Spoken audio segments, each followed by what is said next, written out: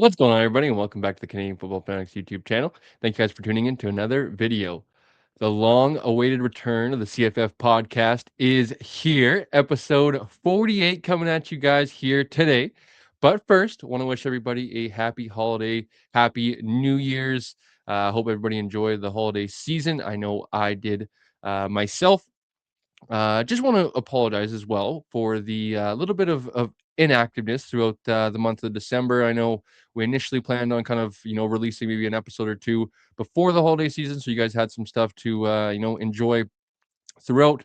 But unfortunately, plans change. Just wanting to enjoy some R&R time, some time to just rest, recover, just kind of step away from recording for a little bit, from content creating, and that's what we were able to do and really enjoy the holiday season with some family, friends, the girlfriend, of course, and really able to kind of just kick back, relax, not have to worry about schedules, posting for this, posting for that, recording this, recording that.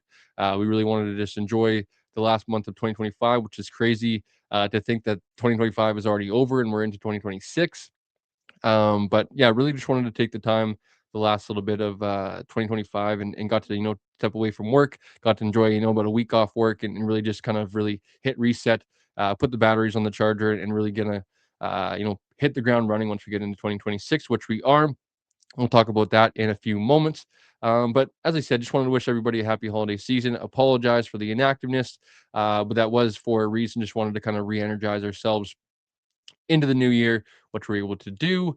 But as I said, kind of a slight shift in the direction of CFF.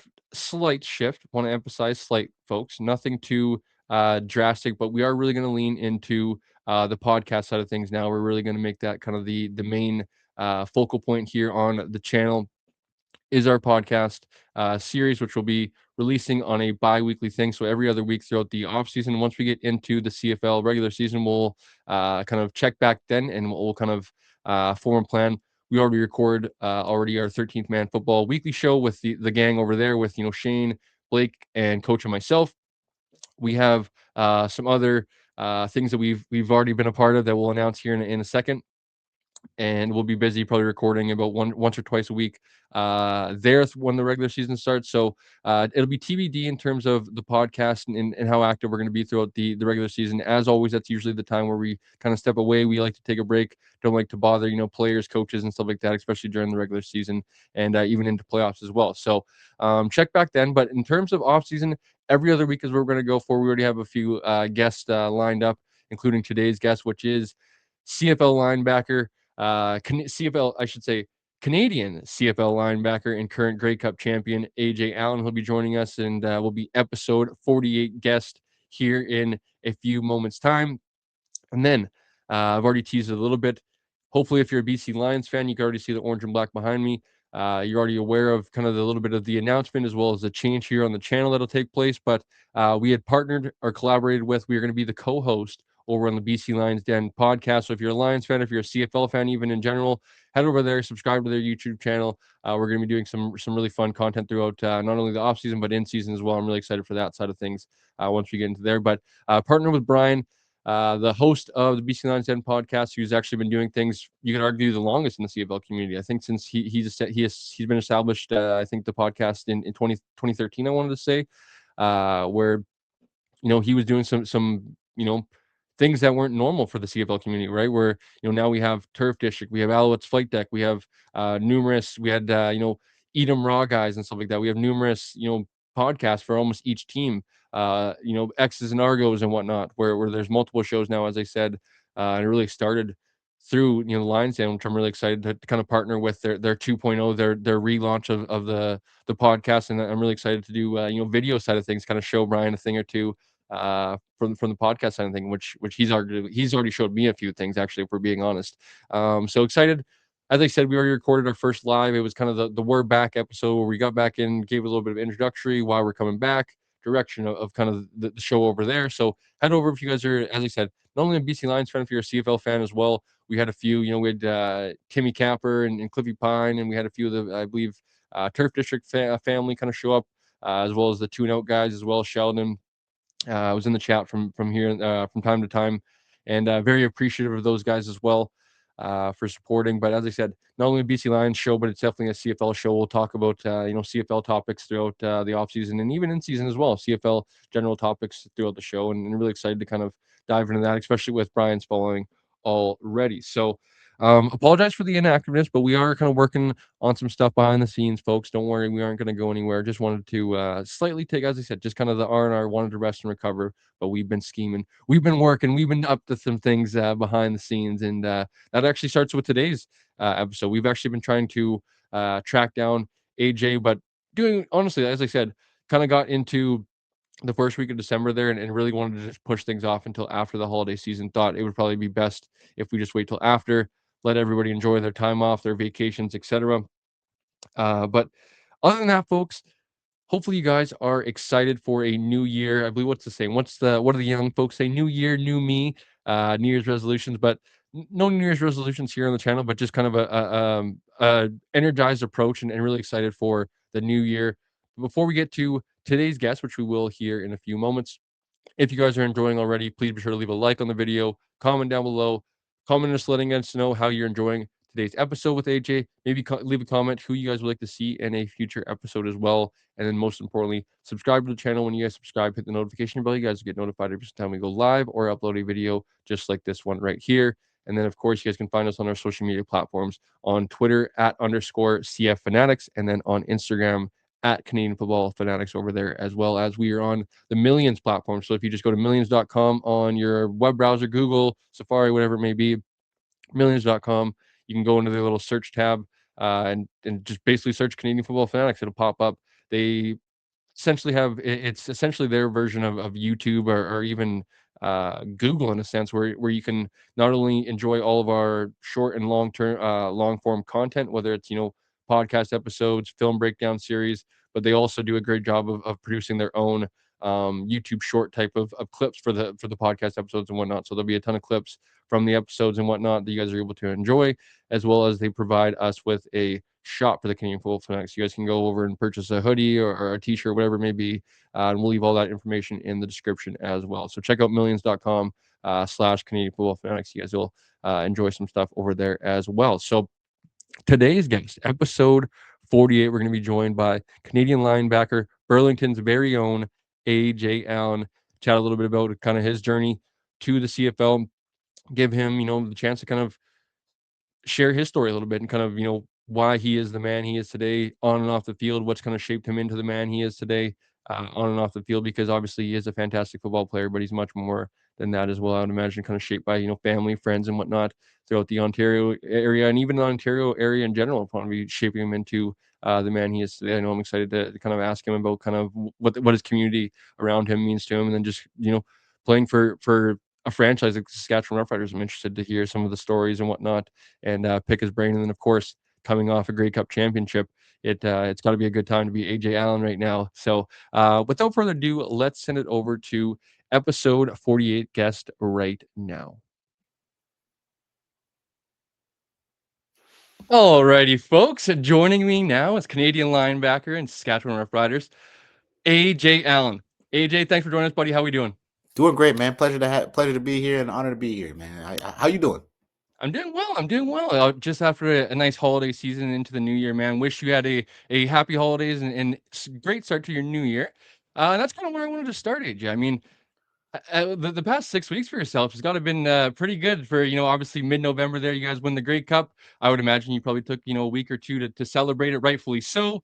You go right into the holiday season, able to enjoy that, hopefully with some family and friends. And as I mentioned, you kind of get that refresh into the new year, and kind of get to hit the ground running, if you will. So how's kind of your last, I guess, 6 weeks, if you will? Incredible, man. Incredible. Obviously, like you said, getting to celebrate with my teammates and coaches and everybody that made that possible. Training staff and media team, and literally everybody that made that possible, man. So it's that part was incredible. So it took a little time to do that. I came back ever since then, and I bought my dream car, so that's super exciting. Her name is And Aria. what It's a 2020 Honda Civic Type R, all black, absolutely lovely. Manual, 6-speed manual, front wheel drive. She's incredible. I love her so much. Um, Very cool, very cool. and then I went on vacation to Mexico with my beautiful girlfriend Nicole. We went for a week, and that was a great time as well.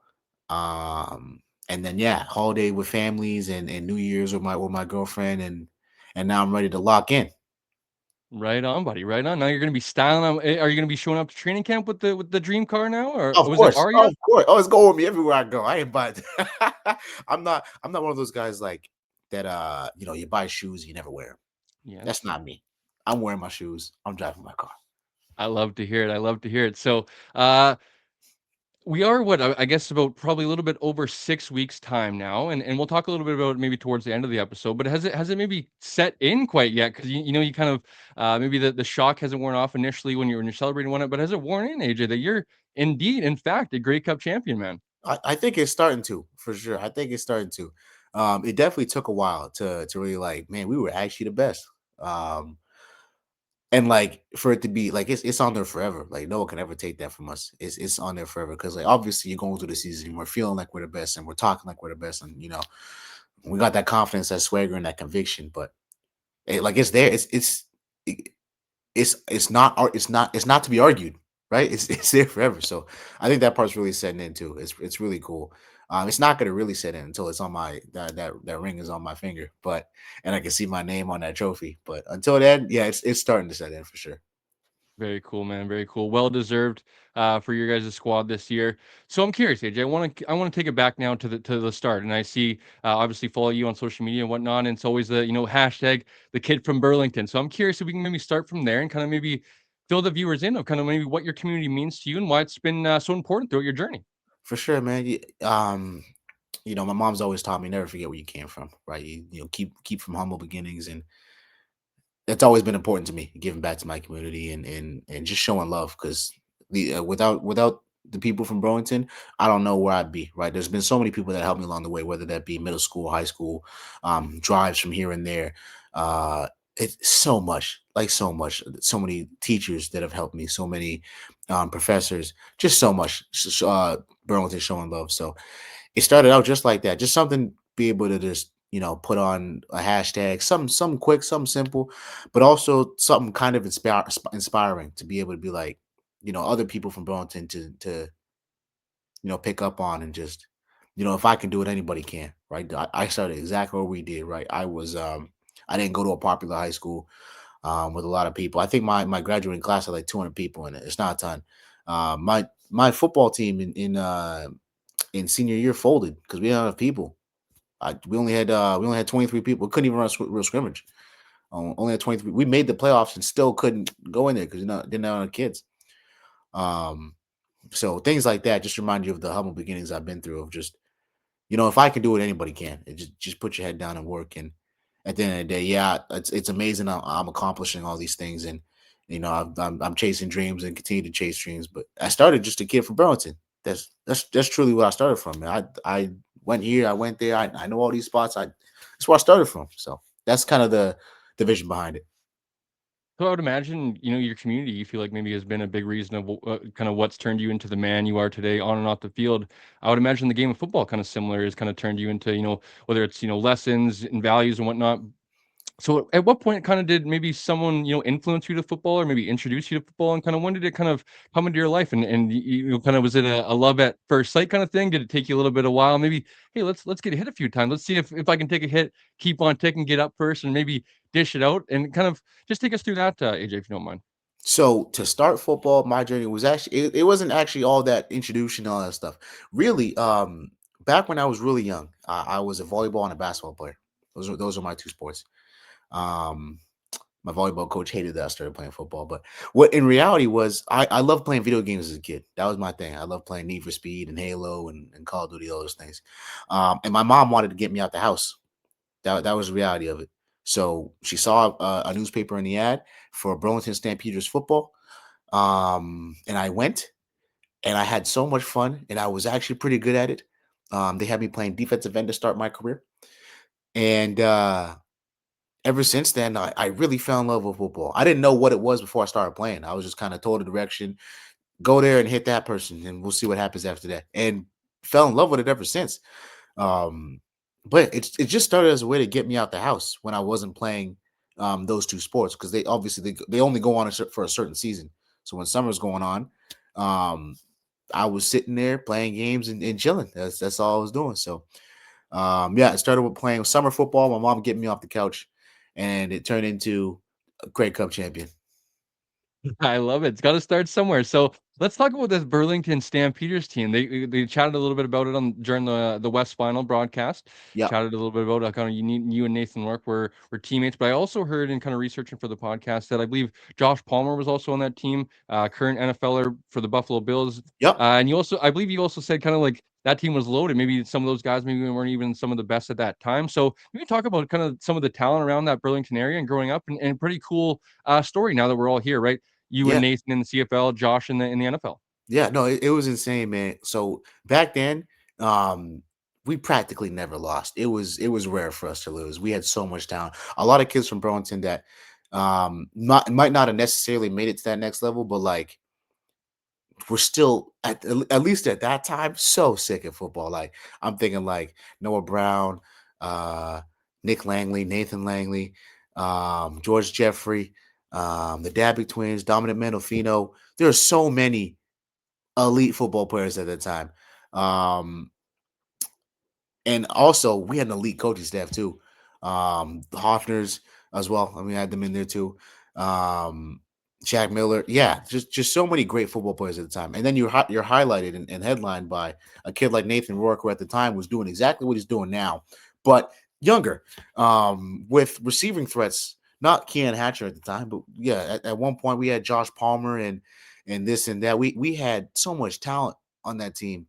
Yeah, we barely ever lost. That was the last time I won a championship playing back then with those kids, and it was again, it was often like it was to lose made everybody mad. So yeah, we played with so much talent, showing up there Tuesday, Thursday nights, balling, iron sharpers iron, like that was the same back then. So Tuesday and Thursday, 6 to 8. Um, shit, even I played with Tyler Roy as well, who played defensive line for the University of Queens. Just so much talent back then. Yeah, it was incredible. Those were really good days. I know a lot of people will talk about, the Friday Night Lights and the high school days, and that's kind of some of the purest football that you'll ever have throughout your football career. But I feel like some of those Pop Warner days as well, when you're young and kind of you don't know what you don't know yet, is also some of the purest football. So I could imagine rolling up to a schoolyard on a Saturday morning or whatnot, and this is the team you're playing. Like, holy smokes, what are we in for here? So I loved kind of hearing some of that in research, and as I mentioned for tonight. So I'm curious, AJ, when kind of shifting towards your recruiting process. You already Mhm. mentioned there that kind of your senior year got a little bit cut short or whatever for not having enough kids. Take us through kind of your recruiting process. I would imagine they're in Ontario, maybe looking to stay in the OUA. You obviously end up at Guelph, but take us through that recruiting process. Maybe who were some other interested schools, and then just ending up at Guelph. For sure. So Guelph was always my front runner because at the time the Guelph linebacker coach went to my high school of Allen Robinson. So he was able to just really connect with me on that basis of like, I know I'm from here too, and I could see you playing here and stuff like that. So that was my front runner. I went to their high school camp and I won defensive MVP at the time. I was hooping over there too. Um, Other teams that were interested were York, Toronto, and Waterloo. So I wasn't even like a highly recruited kid, honestly, at the end of the day. Um, but yeah, it was really oh, and Ottawa also had a visit to Ottawa, but yeah, it was really the fact that I had a connection. I felt like somebody really got me at that time. I didn't feel like I was going too far.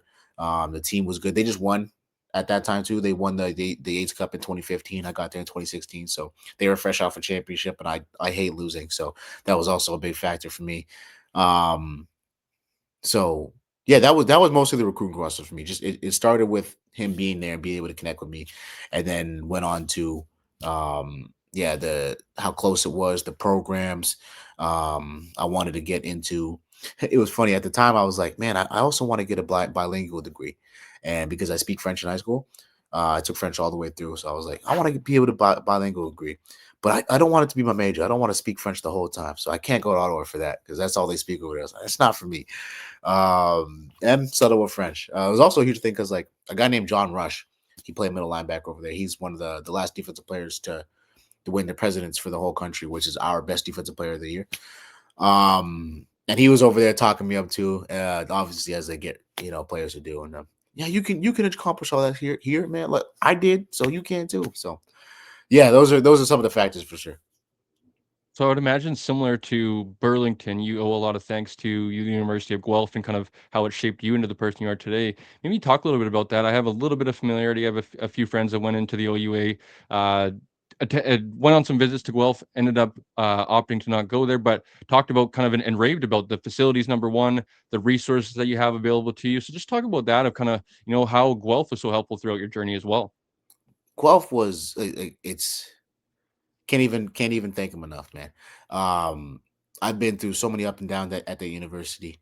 I went through four different strength coaches, three different head coaches, three different defensive coordinators. Like it was definitely an up and down thing. But the friends that I've made there, the university itself, um, unforgettable experiences, man. Yes, the facilities have been incredible, and they only got better. If anything, honestly, they're still better than some pro football teams in the CFL, and honestly, possibly in the NFL. I mean, I've seen some locker rooms. If you have metal or wooden benches, I would say ours is better at Guelph. So if there's any NFL team like that, then I would say that Guelph's is better. Our weight room just got upgraded, and it's insane. It's truly incredible. We got turf, the quarterback accuracy nets, the jugs inside, um, all the new gizmos in terms of working out, the jammers and the squat rack, all that new stuff. They got that in there too. So, um, and yeah, it was absolutely incredible. What else can I think of? The coaching staff has always been so helpful, no matter who's been there. Like, a huge shout out for me to Coach Sardo and Coach Deke, who are guys that really saw my talent and helped me turn into the player that I am today. Those guys have been absolutely, like, so much love and so much appreciation for them. Coach D calls me. He's called me twice last week, so it was also great, just showing love.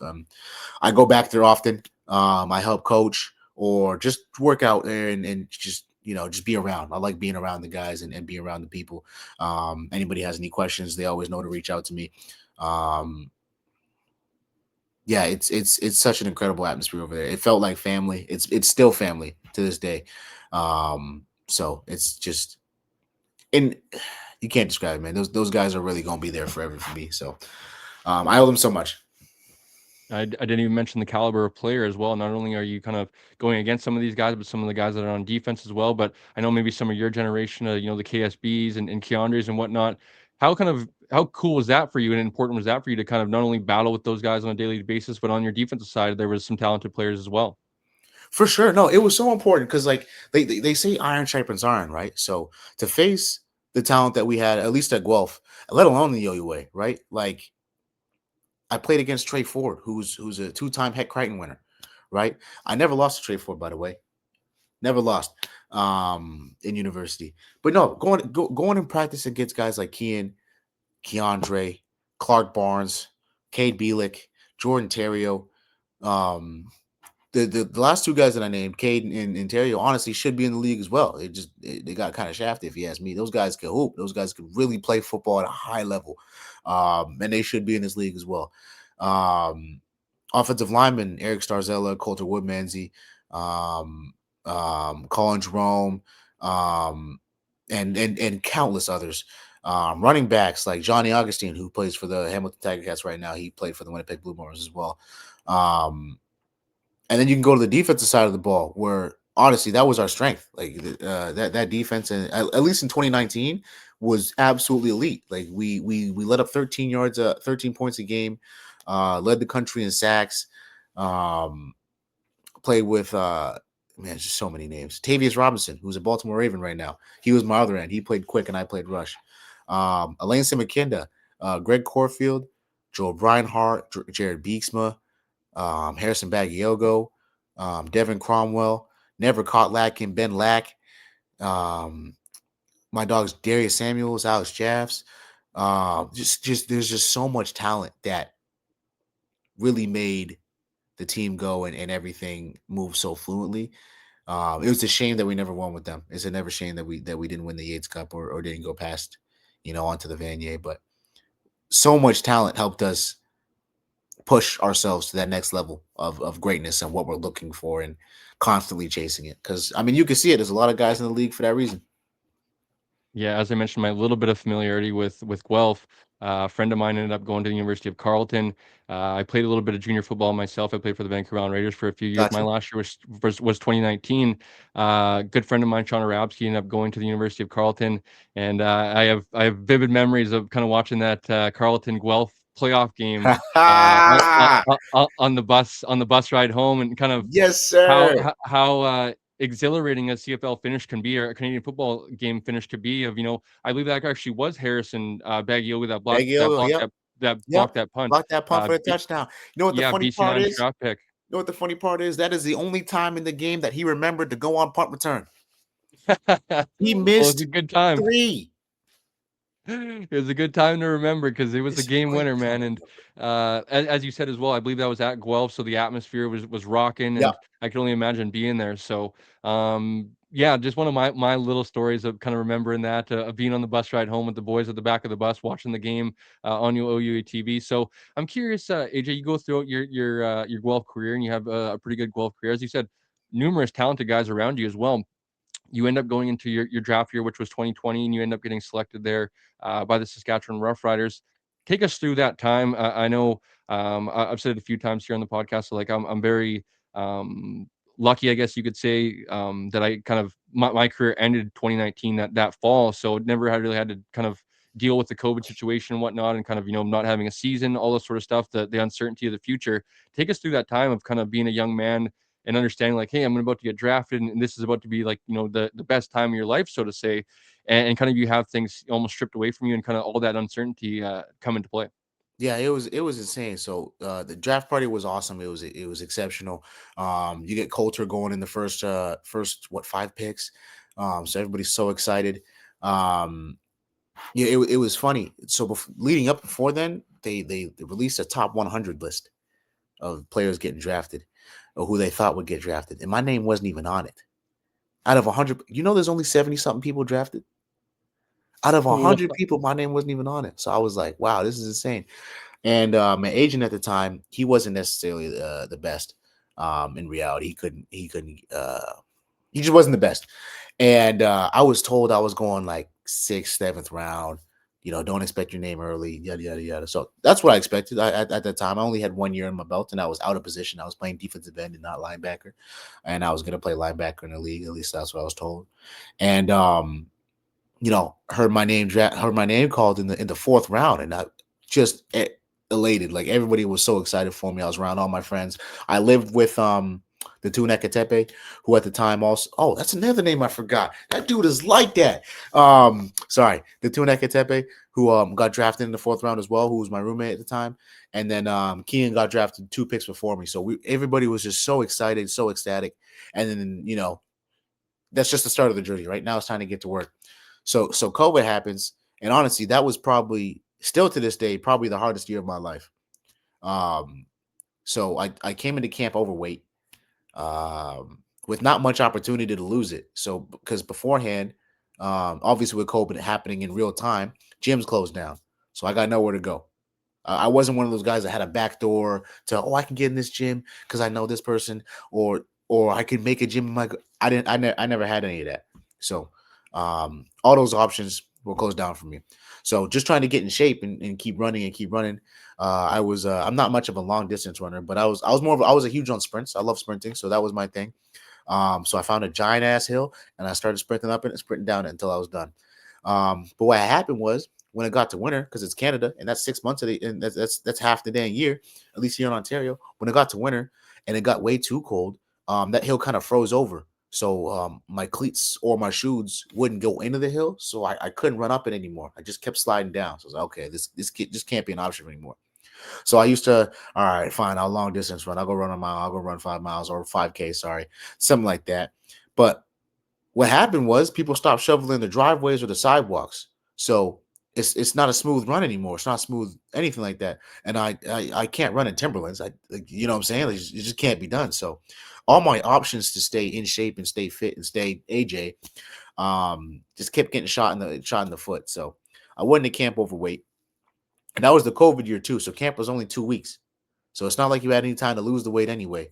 Um and on top of that, with camp, they already had their guys that they were looking for. Obviously, there's not much time to gain a spot, right? It's only 2 weeks. You're trying to get everybody ready to play their first game, their first full season. So yeah, didn't get many reps. So that was that was a got sent back, and that was a pretty tough time for me. Um had to start paying my student loans back, so I was broke. Had to find a job during the semester.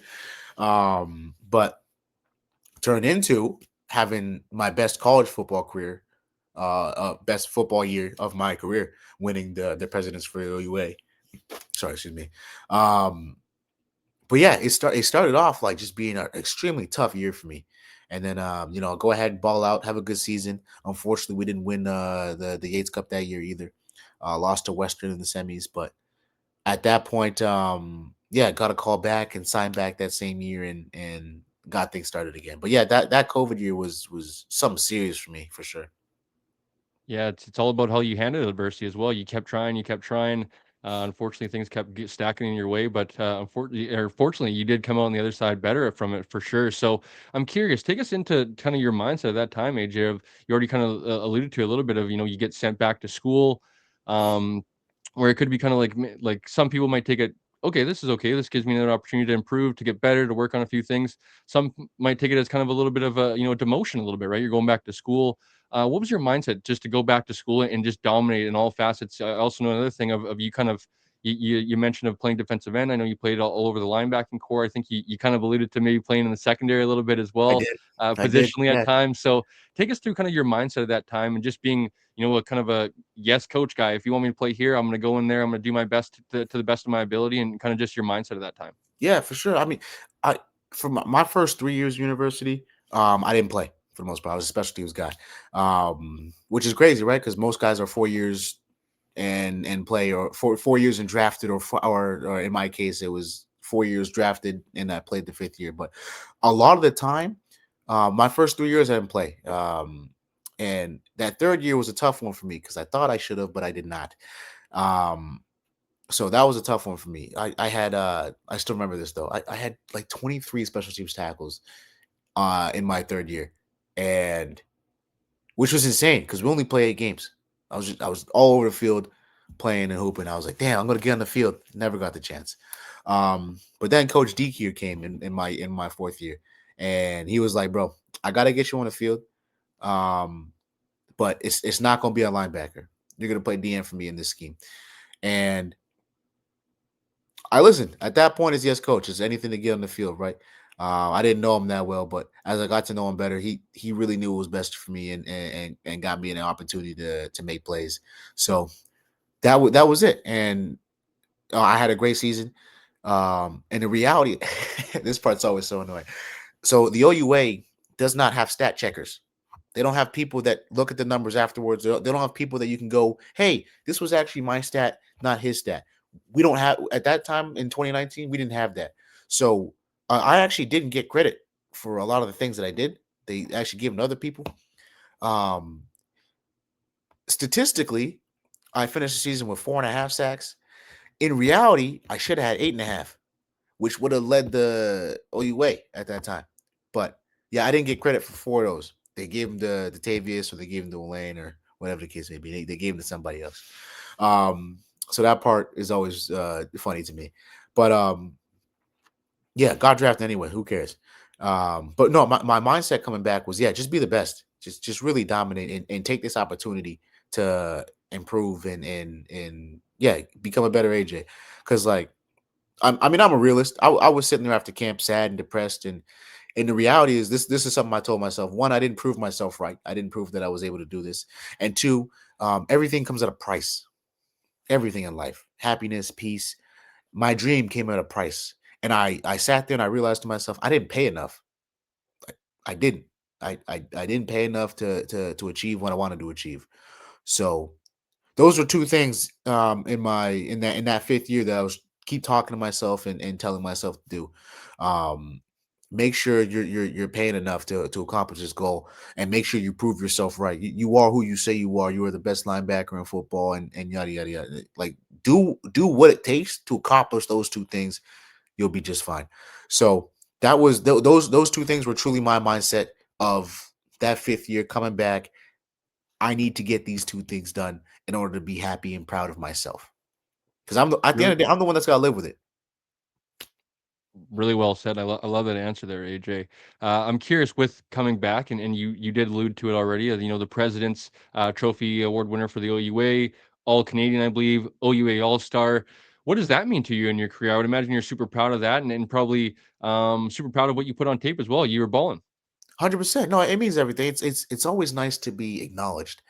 Um, But like again, to me, I wasn't looking for it from those external forces anymore. If you're always looking for that recognition from external forces, you're gonna live a long, lonely, unfulfilled life, if you ask me. And that's why I always say prove myself right. I have it tattooed on my arm to remind myself, prove yourself right. Because otherwise, you're gonna be proving other people wrong for your whole life.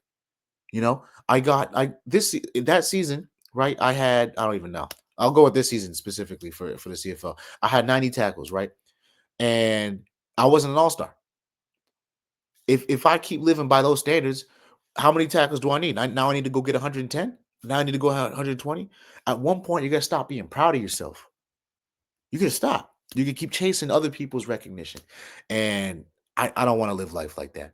So it's always nice to get the acknowledgement and get the love, for sure, always. But I'm just chasing myself. I'm just trying to be a better AJ tomorrow. Um, and by any means necessary.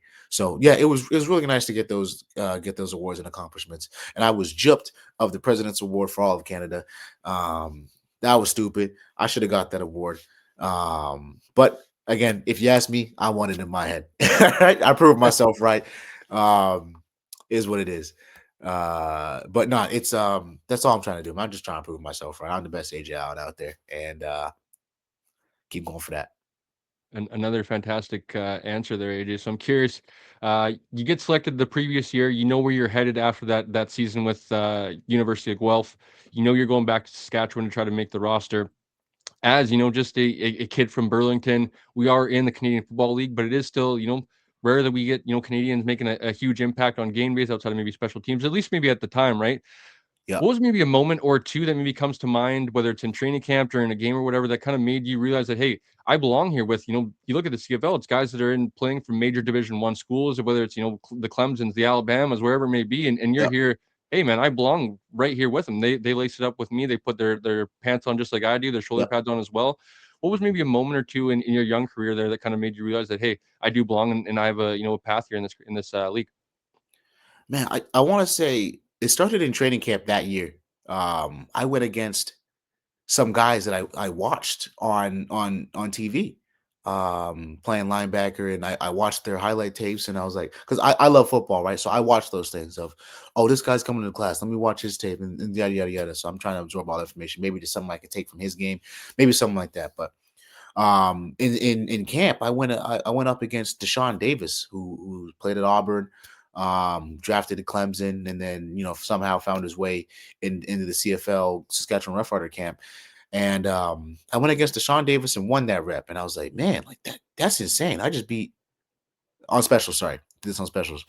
It was a punt rep, and I was on punt return, and he was on punt. And I was like, man, I just beat a D1 football player who's a few years older than me. Like, this is absolutely insane.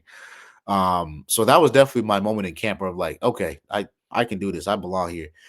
And then my first game was versus the Hamilton Tiger Cats. I got my coach let me in for the last series on defense, and I got a tackle. And I also got one special teams tackle in that game. Um, and that was really the moment I was like, man, like these are regular people. Like I could do this. Or like the difference is mental. It's not physical anymore. It's just the fact that I haven't been here long enough. That's my clutch, my crutch right now. It's not the fact that I'm not fast enough or I'm not strong enough. It's just mental right here. So I'm going to be just fine because there's one thing I'm gonna figure out this mental part. I love the game, so I think those are definitely my moments where I was like, okay, I can do this.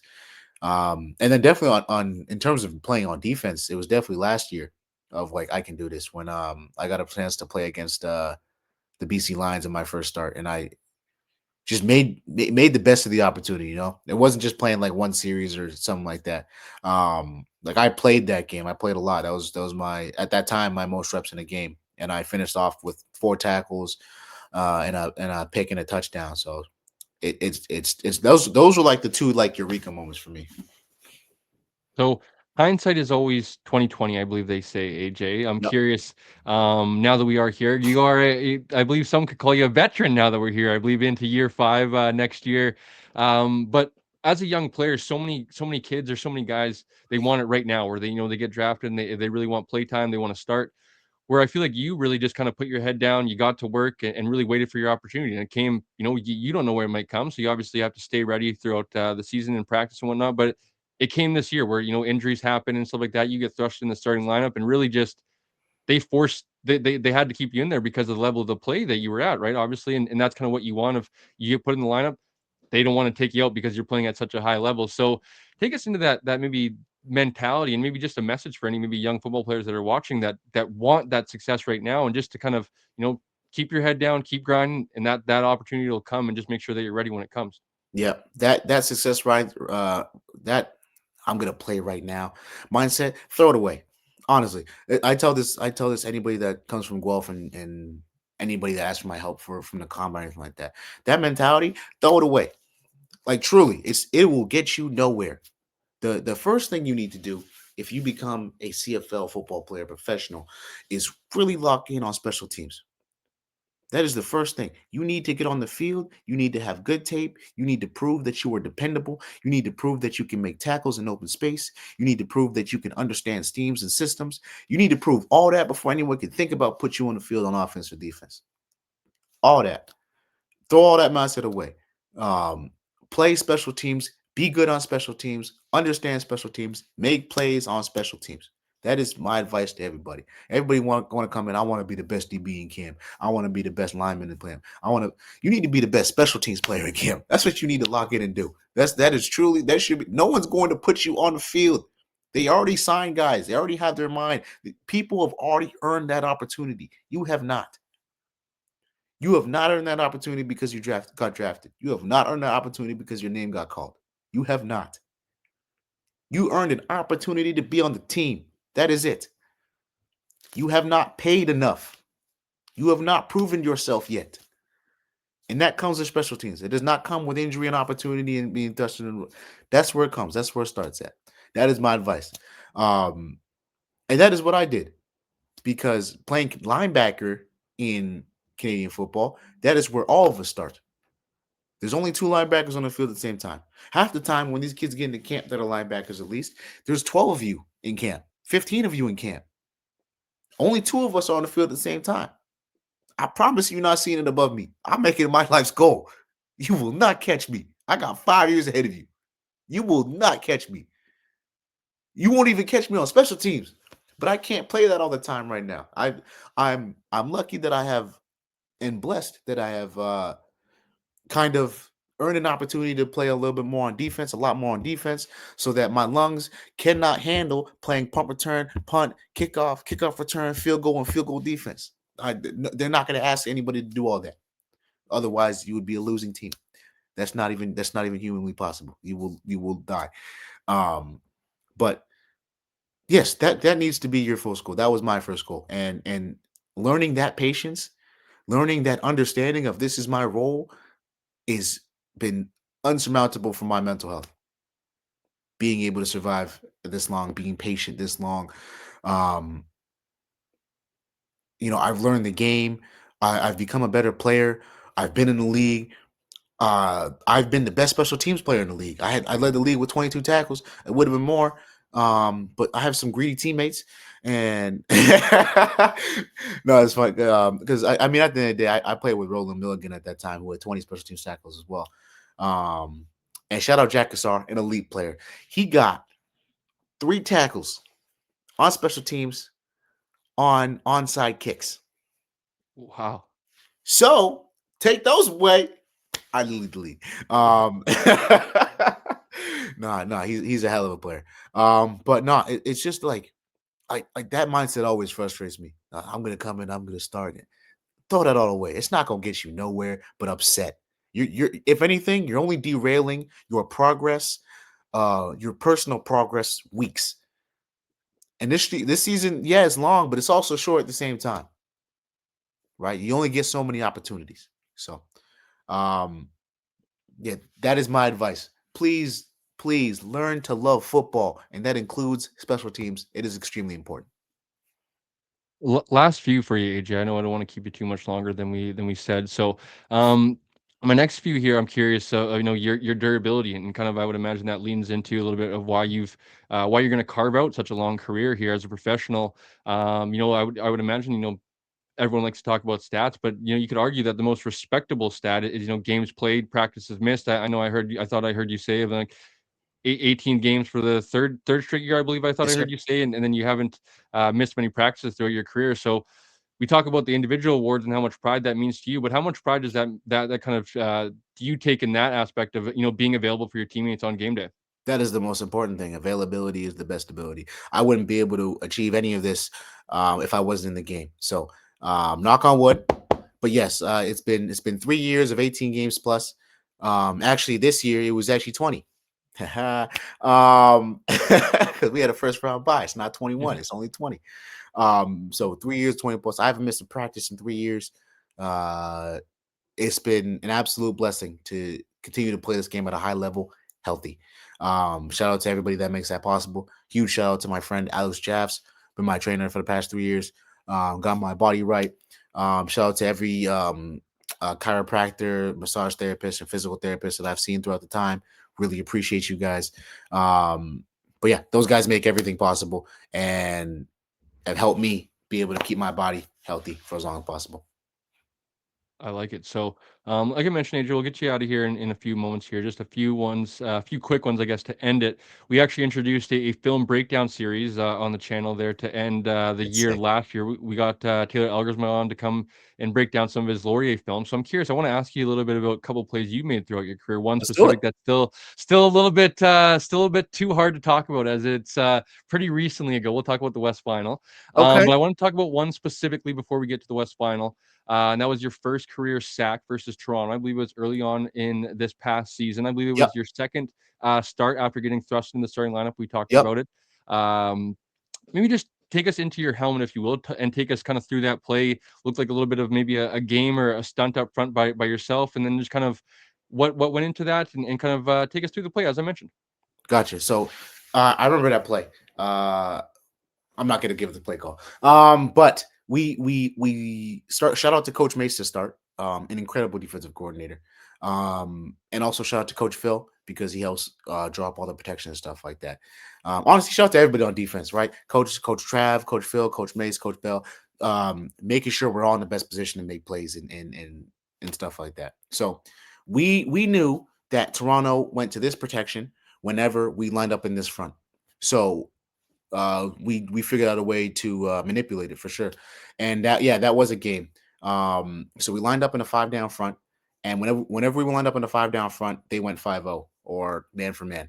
The back had the remaining backer, and the five offensive lineman would take up the five guys down in stance. So to manipulate that, we ran a pick play. I went and picked for the linebacker. Everybody else runs straight in their gap, and the back has to choose at this point. We're gonna take the lineman out of it. So Jameer Thurman sets up the pick perfectly. Keeps the lineman's eyes on him.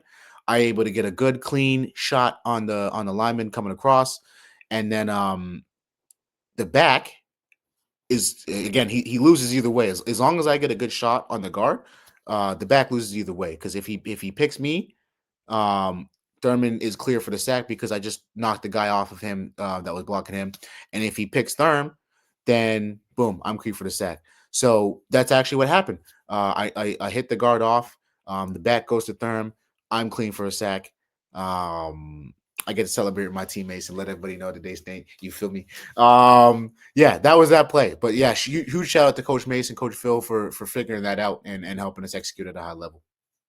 I love that. I think it kind of maybe originated as, kind of just doing your 1/12, right? Doing your job in the play, in the stunt, right?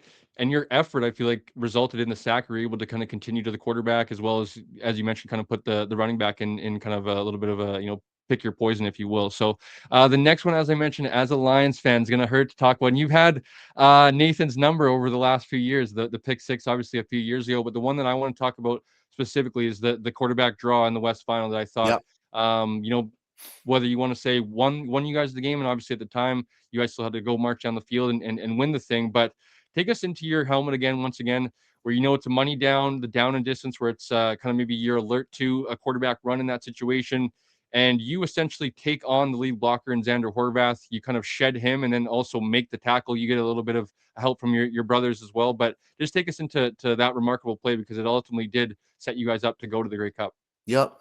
Again, huge shout out to Coach Mace for calling it. But so we all watched the Western semifinal, Calgary versus BC. We all watched it all together.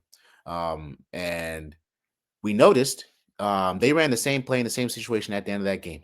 But Calgary ran a twist, and those defensive ends absolutely blew the play up. So it got nowhere. Um, so just put that in the back pocket. Then we get to our game, and Coach Mace put in basically a tight front. So we have two ones, and then the backers are in lined up outside shade of the guards. And he in this case he told us to blitz. It was what I think it was 3rd and 3, 3rd and 4, and again this is just Mace being Mace. Like he's like, I don't think they're gonna pass the ball here. I'm sending it. I think they're going to do exactly what they did last time. And again, he's big brain play. He's 100% correct. So I was blitzing my gap.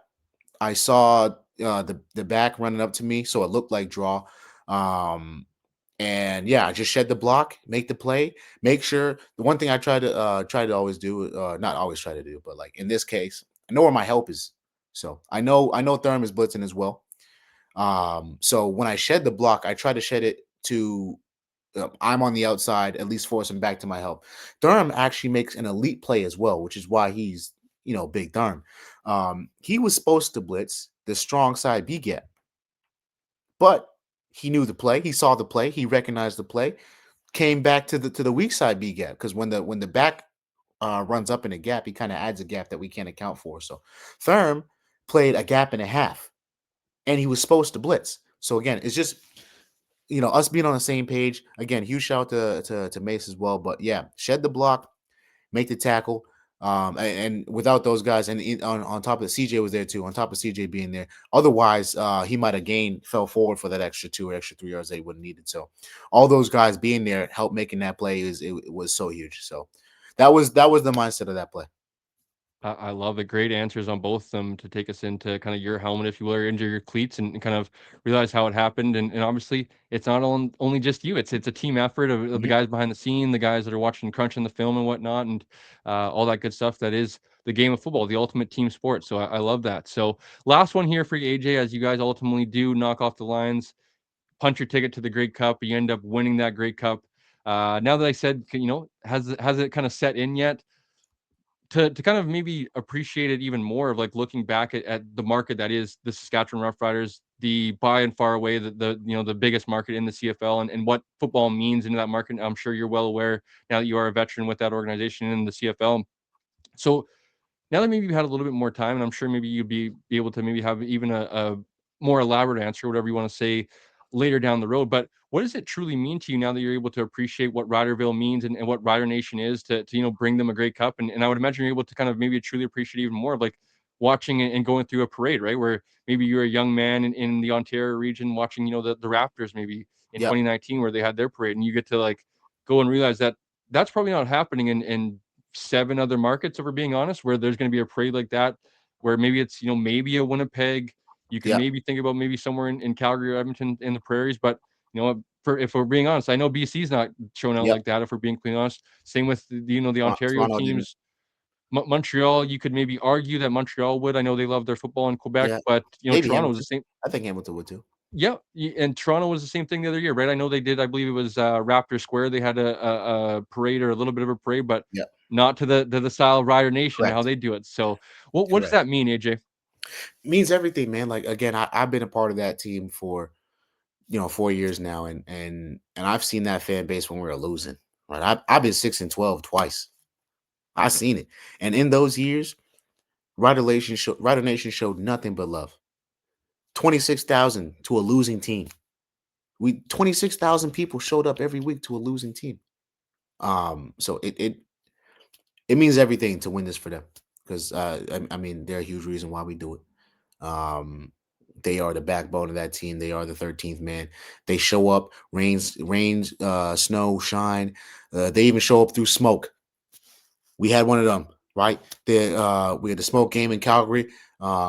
They rescheduled the game for the next day, and 27,000 people show up. No other team is doing that. No other fan base is doing it. They are second to none, truly. So it means everything to be one of the names that they can say they are proud of, that did it for them, that won it for them. Um, it is, yeah, it means everything, right? My love for Rudder Nation is deep and it is pure. I got nothing but love for everybody over there. Whole province, all of them. Yeah, everybody, everything. Green's my second favorite color now. You know what I'm saying? I'm kidding. I'm kidding. But nah, like truly, it's always nothing but love and appreciation for our nation. No matter what happens, man. I don't even care if I don't come back or whatever. Like I don't even. Rider Nation will always have love from me. Right, I forgot you are a current free agent, so it will be interesting to see where you maybe there'll be some negotiations in the near future here. So AJ, first of all, man, thank you so much for coming on here, taking a little bit of time out of your Saturday night to chop it up a little bit. Just wanted to I'm curious to kind of hear a little bit about your journey, share a little bit about your story to Mhm. hopefully some fans out there that are going to be inspired to hear. So appreciate it first and foremost, man, and looking forward to seeing what happens here in the next few weeks as free agency opens. But just wanted to wish you the best of luck in the offseason and going into next year as well. And we'll be knocking on wood all the superstitions to for you to go through another 18 game season healthy and on the field. Thank you so much, man. Appreciate it. Thank you for having me. It's been an honor and a pleasure. I had so much fun doing this interview, and hopefully we'll talk again soon. Thank you so much. Appreciate it, man. Awesome. AJ Allen, Canadian linebacker.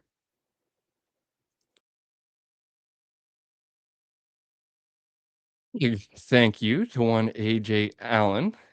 I almost honestly almost forgot that he is a current free agent. Introduced him as Saskatchewan Roughriders linebacker, possibly maybe for the last time. Although I would imagine he's going to be high up on their priority to get back in the Saskatchewan green and white and to be back in Rider Nation. So it will be interesting to see. Although I'd love to see him in BC, I don't think that's likely. So free agency is basically around the corner, folks. It's about a month time till I believe it officially opens.